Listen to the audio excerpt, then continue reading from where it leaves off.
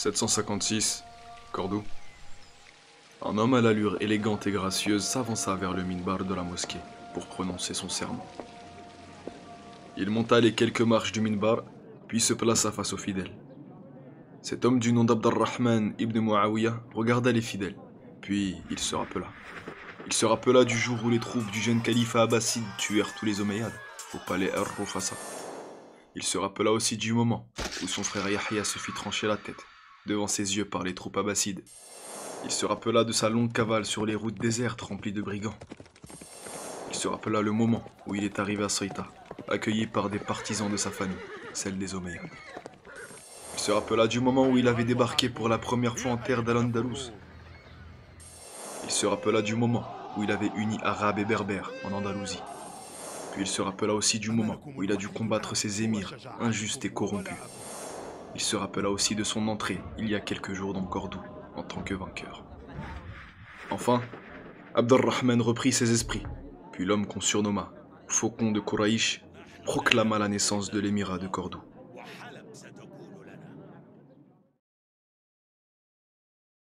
عن أنس بن مالك رضي الله عنه عن النبي صلى الله عليه وسلم أنه قال: إن قامت الساعة وفي يد أحدكم فسيلة فإن استطاع ألا تقوم حتى يغرسها فليغرسها.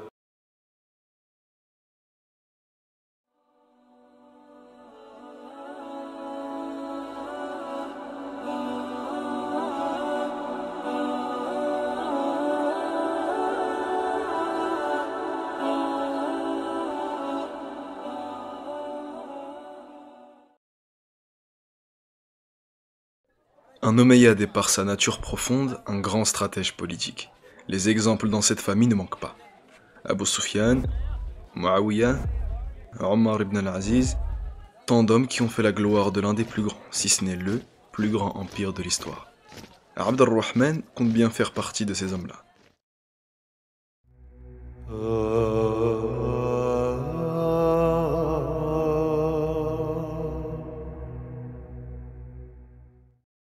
Dès la proclamation de l'émirat, la région d'Al-Andalus, aussi vaste soit-elle, était encore très divisée par les récentes guerres arabo-berbères qui, à contrario de la grande révolte des Berbères au Maghreb, fut écrasée.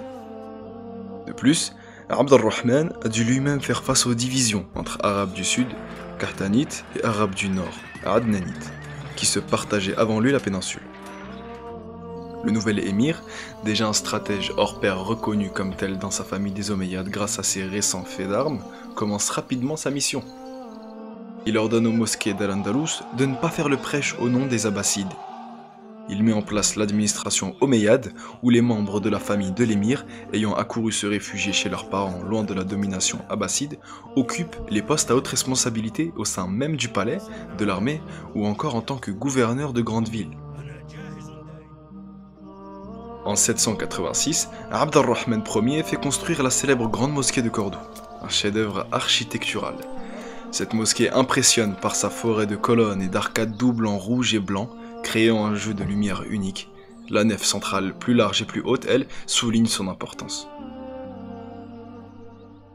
Sous Abd ar-Rahman, Cordoue devient une capitale rayonnante et puissante, marquée par un renouveau architectural inspiré des grandes villes de Syrie, perdues lors de son exil. Pour renforcer Al-Andalus, il centralise le pouvoir, tout en concédant une certaine autonomie aux familles nobles des frontières nord, nécessaires pour contrer les menaces chrétiennes. Son héritage mixte, arabe par son père et berbère par sa mère, lui confère une certaine légitimité solide auprès des populations locales.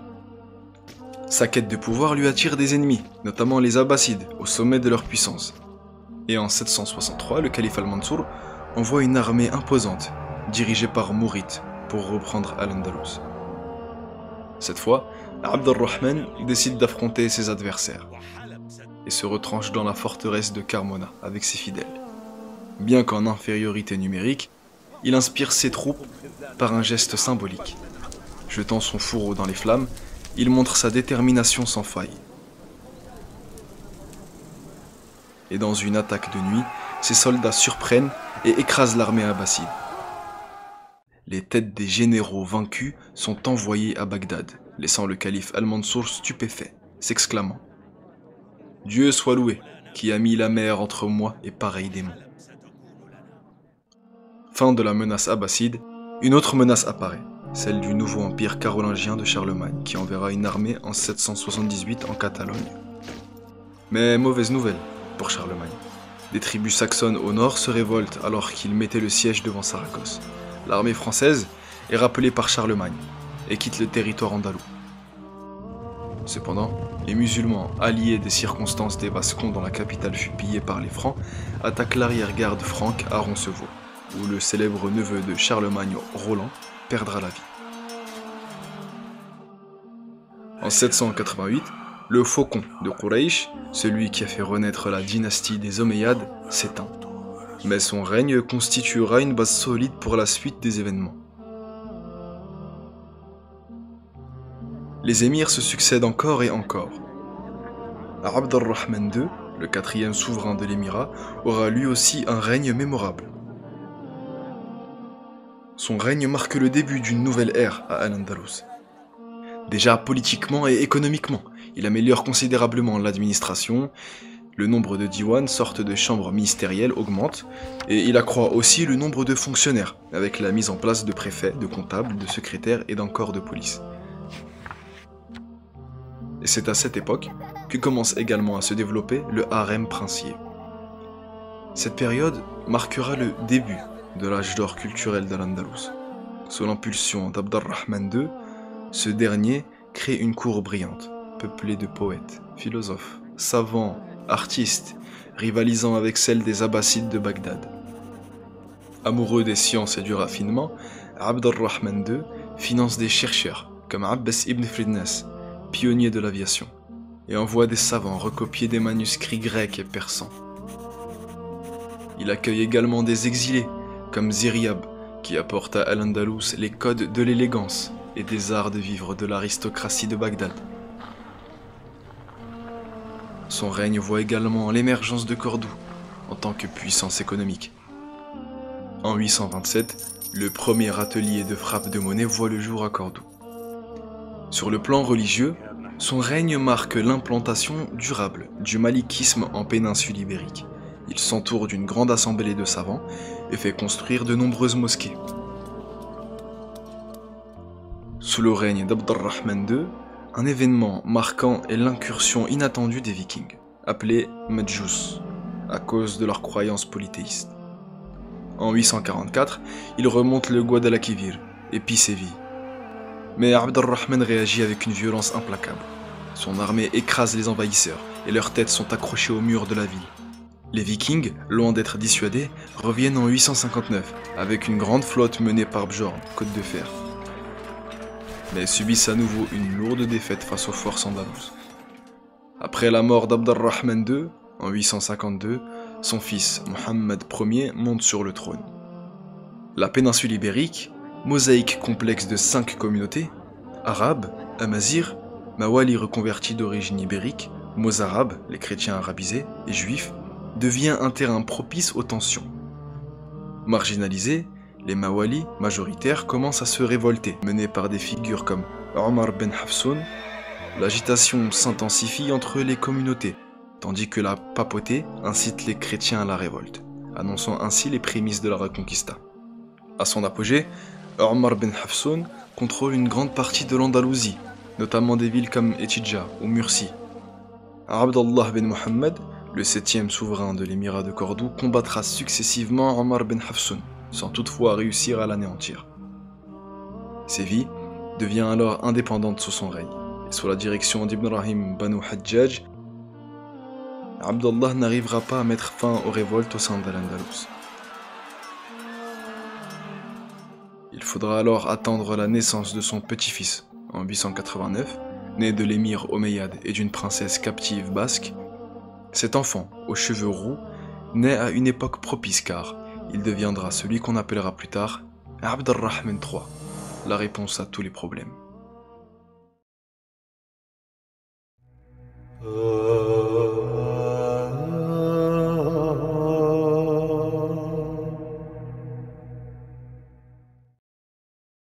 Abd al-Rahman III devient émir à l'âge de 21 ans. succédant à son grand-père Abdallah en raison de ses qualités politiques exceptionnelles. Dès le début de son règne, il reconnaît l'état critique de l'émirat omeyyade de Cordoue et annonce son intention d'écraser toutes les rébellions internes, contrairement à ses prédécesseurs qui se contentaient de recevoir un tribut annuel des régions rebelles.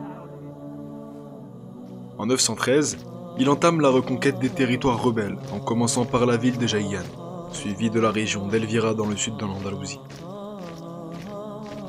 Sa méthode est implacable. Lorsqu'une ville lui résiste, il n'hésite pas à exécuter tous les rebelles. Cette stratégie se révèle alors efficace et sévit se rend la même année. En 914, il prend alors la forteresse de Carmona et sa politique de répression impitoyable lui permettra même de rapidement pacifier ses territoires et d'unifier l'émirat. Dès 914, il fait face aux attaques des royaumes chrétiens du nord. Le roi Ordono II de Léon attaque l'émirat et pille la ville de Mérida en 914. En réponse, Abd al-Rahman enverra son commandant Ibn Abi Abda pour reprendre Mérida, mais il échoue en 916 et meurt l'année suivante lors d'une autre tentative. En 918, les pressions s'intensifient avec les incursions des rois Ordono II de Léon et Sancho de Navarre, qui pillent des villes comme Nadjera et Tudela. Pour se venger, Abd al-Rahman envoie son commandant Badr, qui écrase l'armée chrétienne lors de la bataille de Mutonia, le 13 août 918. Et en 920, Abd al-Rahman prend personnellement la tête de son armée pour reprendre les territoires occupés par les chrétiens, récupérant alors Osma, San Esteban de Gormaz et Clunia. Par la suite, Abd al-Rahman pénétra le royaume de Navarre, où le roi Sancho fuit. Cependant, Sancho finit par affronter Abd al-Rahman, mais subit une lourde défaite, perdant des milliers de soldats et la forteresse de Muez. Après ces victoires, Abd al-Rahman rentre à Cordoue en triomphateur. Toutefois, en 923, les rois chrétiens pillent de nouveau des villes comme Nadjera et Vigara. Abd al-Rahman répondra alors en lançant une contre-attaque en 924, récupérant alors les territoires perdus et pillera même Pampelune, la capitale de Navarre. Sa réputation grandit alors et il est désormais vu comme un grand défenseur de l'islam. Alors qu'il combat les royaumes chrétiens du nord, Abd al-Rahman doit également faire face à la menace des Fatimides au Maghreb, dans l'actuelle Algérie, un empire chiite ismaélite qui prétend être un état de la fin des temps. Son fondateur, Ubaydallah, se prétendra être le Mahdi, celui qui, dans l'eschatologie islamique, reviendra mettre fin aux injustices sur terre et redonnera alors la gloire à l'islam. Le but des Fatimides était de s'étendre partout dans le monde musulman. Pour contrer cette menace, Abd al-Rahman s'allie alors aux tribus Zénètes, ennemies des tribus Sanhadja, soutenant les Fatimides. Avec leur aide, il prend Melilla en 927 et Soïta en 931 dans l'actuel Maroc, sécurisant ainsi les routes commerciales importantes entre l'Afrique subsaharienne et l'émirat de Cordoue. Cette guerre entre l'émirat omeyyade et les Fatimides mobilise d'importantes armées et flottes. La flotte andalouse sera elle-même mise à très rude épreuve. Et en plus de ses succès militaires, Abd al-Rahman III se montrera alors comme un excellent diplomate. En effet, en 928, il est devenu l'État musulman le plus puissant d'Europe et l'un des plus puissants du monde musulman. Ayant réussi à se redresser après des années de divisions et de conflits internes, Abd al-Rahman comprend alors que l'émirat omeyyade, autrefois une grande puissance sous le califat de ses ancêtres, doit revendiquer à nouveau sa légitimité et son autorité face aux Abbassides, affaiblis par la dynastie tutélaire chiite des Bouyides, et aux Fatimides ismaélites hérétiques. Ainsi, le 16 janvier 929, dans la grande mosquée de Cordoue, Abd al-Rahman proclame la naissance du califat de Cordoue, prenant le titre de calife et de An-Nasir li-Dinillah, le partisan de la religion de Dieu. Ce geste symbolise la renaissance du califat omeyyade et renforce la position des Qurtuba comme bastion du sunnisme, face aux Fatimides chiites et au royaume chrétien. Après la proclamation du califat de Cordoue en 929, Abd al-Rahman III ne se contente pas de revendiquer le titre de calife pour son prestige. Conscient que ce statut exige un pouvoir fort, il met en place une série de réformes politiques et économiques, tout en menant des campagnes militaires décisives et en s'imposant comme un mécène incontournable de l'âge d'or andalou. Il centralisera le pouvoir pour affirmer son autorité, réduisant les privilèges de l'aristocratie pour limiter les risques de rébellion. Par la suite, Il s'entourera aussi d'hommes de basse extraction, notamment d'esclaves affranchis, appelés Saqalibas, qui lui assurent une loyauté totale. Politiquement vigilant, il gouverne sans Hajib ni Premier ministre pour éviter tout intermédiaire influent. Et sur le plan économique, il transforme Al-Andalus en un centre prospère du monde islamique, développant ainsi un commerce étendu grâce à la sécurisation des routes. En 951, le trésor de l'État compte plus de 20 millions de pièces d'or, ce qui renforce le prestige diplomatique de Cordoue et attire la faveur de souverains étrangers.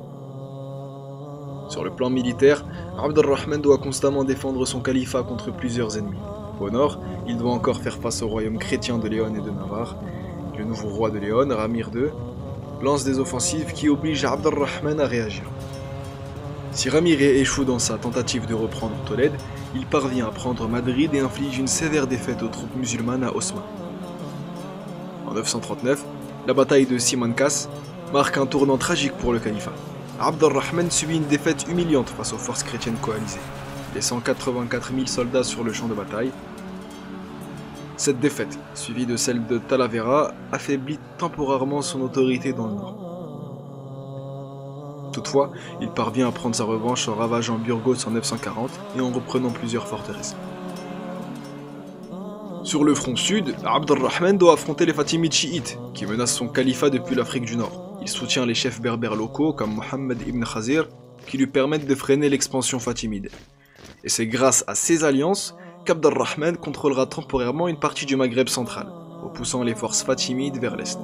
Cependant, la situation finit par se renverser au profit des Fatimides qui reprennent l'avantage quelques années plus tard. Le califat d'Abd al-Rahman III ne se limite alors pas à des batailles et des réformes administratives, il est également le cœur d'un âge d'or culturel et scientifique. Passionné de savoir et de raffinement, Abd al-Rahman attire à Cordoue les plus grands érudits du monde musulman. Il finance des traductions de manuscrits grecs et persans et soutient des figures majeures de la médecine, de l'astronomie et de la philosophie. Sous son règne, Cordoue devient alors un phare de la connaissance, rivalisant avec Bagdad et Constantinople. L'art et les sciences prospèrent, faisant de Cordoue un centre de recherche et d'innovation. Les universités, bibliothèques et écoles se multiplient, attirant savants et artistes du monde entier. Cette effervescence intellectuelle contribue à renforcer l'influence du califat au-delà des frontières d'Al-Andalus. Et l'épanouissement culturel de la capitale est salué jusque dans les terres chrétiennes d'Europe. Cordoue devient ainsi non seulement un pôle scientifique, mais aussi un modèle de raffinement, inspirant même des cours européennes. Pour marquer la grandeur de son règne, Abd al-Rahman lance en 936 la construction de Madinat az-Zahra, une ville-palais somptueuse dédiée à son épouse Zahra, près de Cordoue. Cette cité luxueuse devient le symbole éclatant de l'âge d'or du califat. Pendant 25 ans, plus de 10 000 ouvriers dirigés par les plus grands architectes et artistes travaillant sur ce projet. Madinat az-Zahra sert de résidence royale et de centre administratif et culturel, attirant élites, savants et artistes. Ses jardins luxuriants, ses palais décorés de marbre et ses cours splendides en font un chef-d'œuvre d'architecture islamique, renforçant le rayonnement de Cordoue bien au-delà des frontières d'Al-Andalus. Mais tout ceci ne se limite pas à Cordoue. En effet, la mosquée de la bien connue mosquée El-Qarawiyyin de Fès, au Maroc, fut lui aussi bâtie sur ordre de Abd al-Rahman III. Dès lors, c'est le modèle architectural iconique de sa famille qui se généralisa dans tout l'Occident du monde musulman.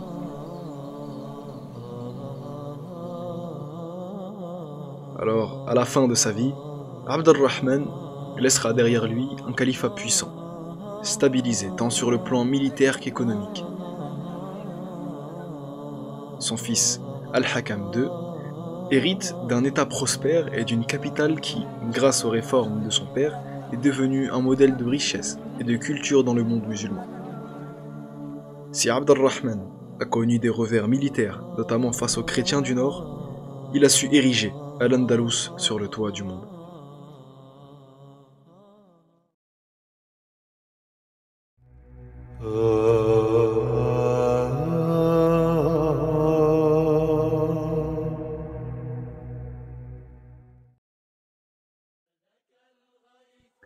Al-Hakam II hérite d'un califat puissant et prospère, bâti par son père Abd al-Rahman III, qui a unifié, enrichi et protégé l'émirat de Cordoue jusqu'à en faire l'une des forces dominantes du monde musulman et européen. Abd al-Rahman s'était même arrogé le titre de calife, renforçant ainsi le prestige de Cordoue. En 961, Al-Hakam accède au trône à 46 ans, adoptant le titre honorifique d'Al-Mustansir Billah, celui qui recherche l'aide victorieuse d'Allah. Son règne débute dans une paix relative, mais la stabilité est vite menacée par les ambitions des royaumes chrétiens du Nord et par la montée des Fatimides en Afrique du Nord, qui force Al-Hakam à défendre fermement les frontières du califat. Au Maghreb, Al-Hakam II écrase les Fatimides en 971 et réussit à préserver l'influence sunnite et omeyyade dans le nord du Maghreb. Face aux royaumes chrétiens du Nord, il parvient à défaire une coalition des royaumes chrétiens du Nord en 975.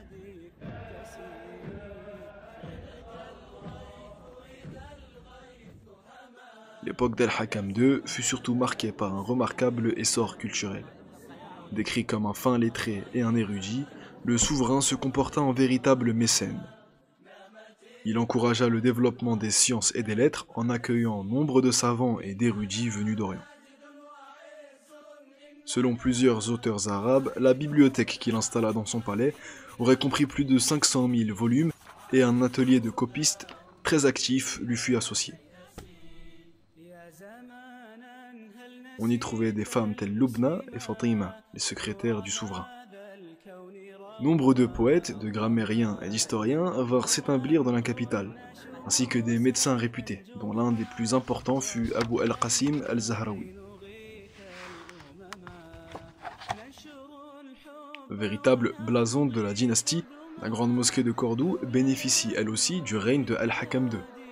Le lendemain même de son couronnement, le 17 octobre 961, il ordonne l'agrandissement de la grande mosquée, qui avait été édifiée en 786-787. Il s'agit de prolonger la salle de prière, car depuis la proclamation du califat, Cordoue connaît un boom démographique ainsi que de nombreuses conversions. Ces grandes politiques culturelles et monumentales sont largement favorisées par l'afflux de l'or africain, grâce à la maîtrise de la route de l'or au Maghreb occidental. Cordoue devient même à cette époque la ville la plus peuplée du monde avec un peu moins d'1 million d'habitants, où seules des villes comme Rome dans l'histoire avaient atteint ce palier. Concernant le développement urbain de Cordoue, première ville en Europe à se doter entièrement de pavés, elle se dote aussi d'un éclairage public nocturne, se dote d'un système d'égouts sophistiqué, et elle se dote même d'un réseau de distribution d'eau en avance sur son temps. L'université de Cordoue attire donc des savants venus de tous horizons.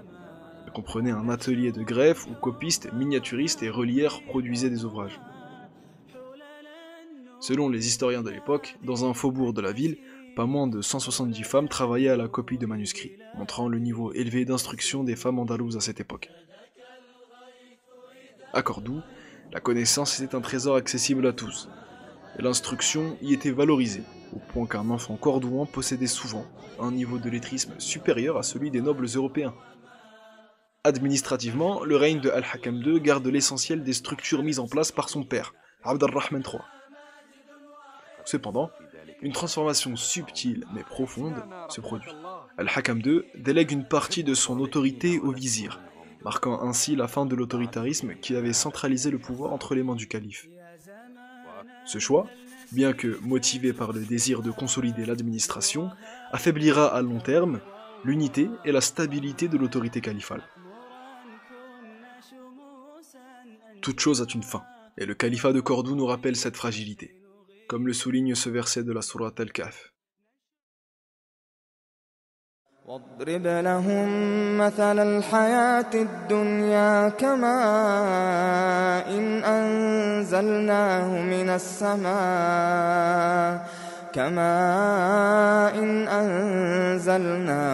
السماء فاختلط به نبات الأرض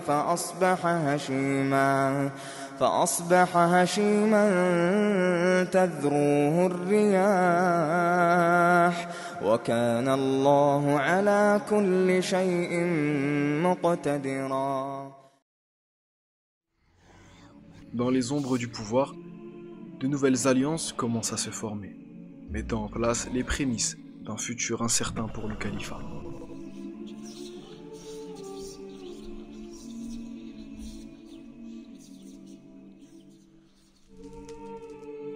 C'est alors qu'un homme, Mohammed ibn Abi Amir, qu'on connaîtra plus tard par le surnom d'Al-Mansour, émerge progressivement. Bientôt, il ne sera plus seulement un acteur parmi d'autres, mais un personnage qui, par son ambition et sa vision, s'apprête à transformer à jamais le destin d'Al-Andalus.